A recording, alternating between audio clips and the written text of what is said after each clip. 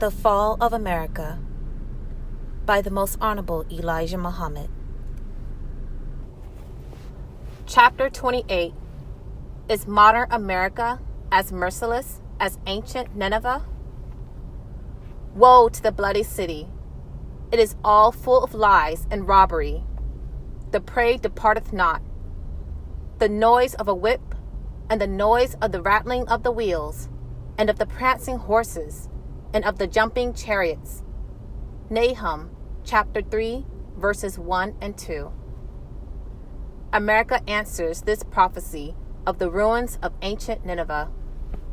Nineveh was full of lies and robbery. So is America.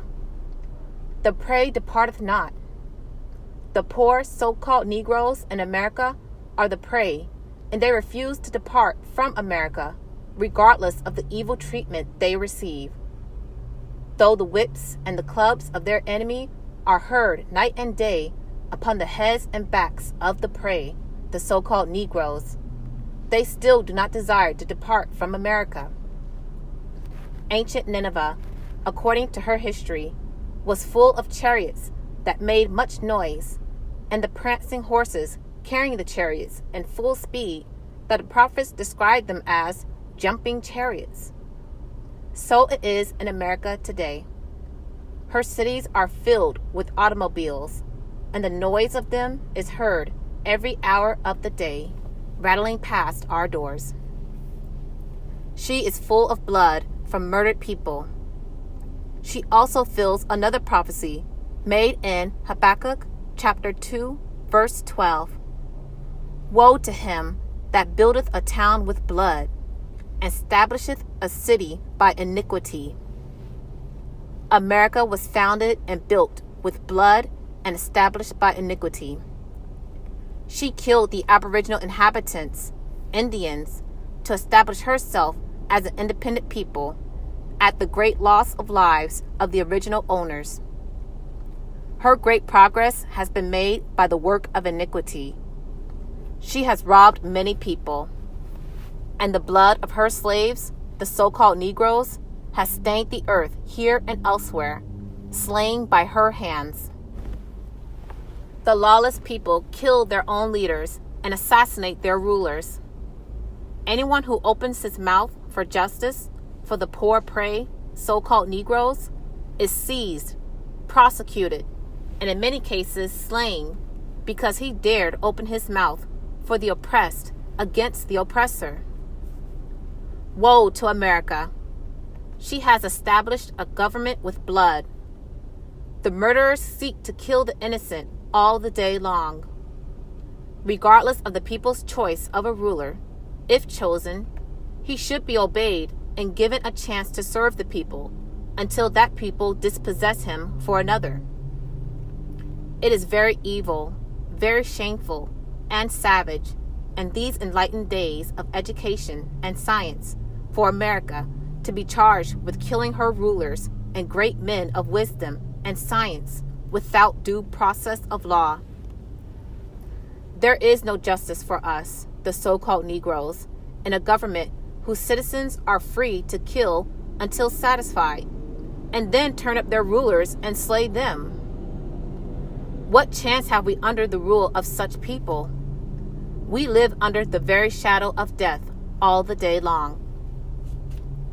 The assassinated President Abraham Lincoln by John W. Booth in Washington, D.C., April 14, 1865, who died April 15, 1865, was successful in freeing our parents from servitude slavery, to weaken the slave master's strength against the federal government.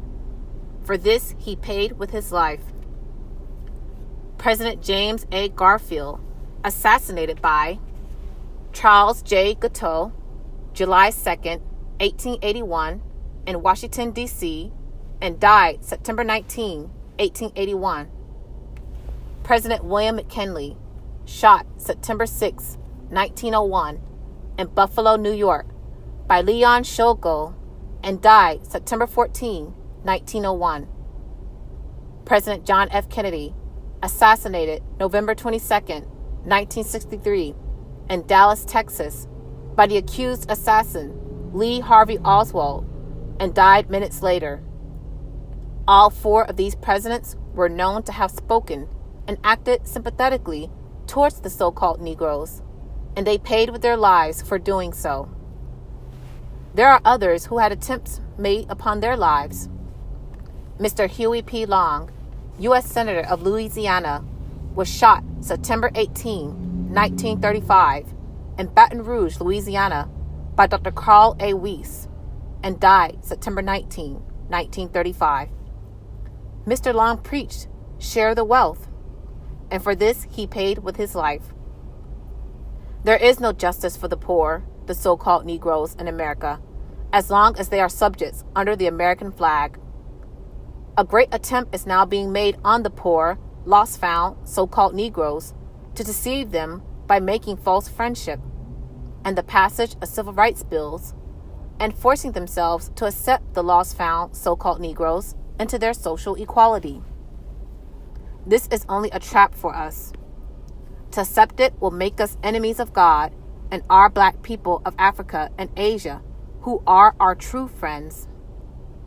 It would be totally ignorant on our part to be sucked away to our doom by accepting these maelstrom promises of social equality temptations. Our ignorant masses cannot be trusted under the charms, temptation of unalike. But in the end, you will regret your actions. If America wants to offer us a better side of her, why not offer something of permanent good, such as a portion of the country, a few states, for our ever-increasing population?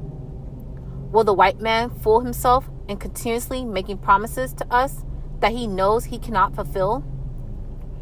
He has his own problems of unemployment, with the ever-increasing unemployed of his own kind fleeing from Asia and Africa, plus the loss of foreign trade. Can we hope for him to care for us and our children forever? No. We need a place on this earth that we can call our own and go to work and produce our own needs.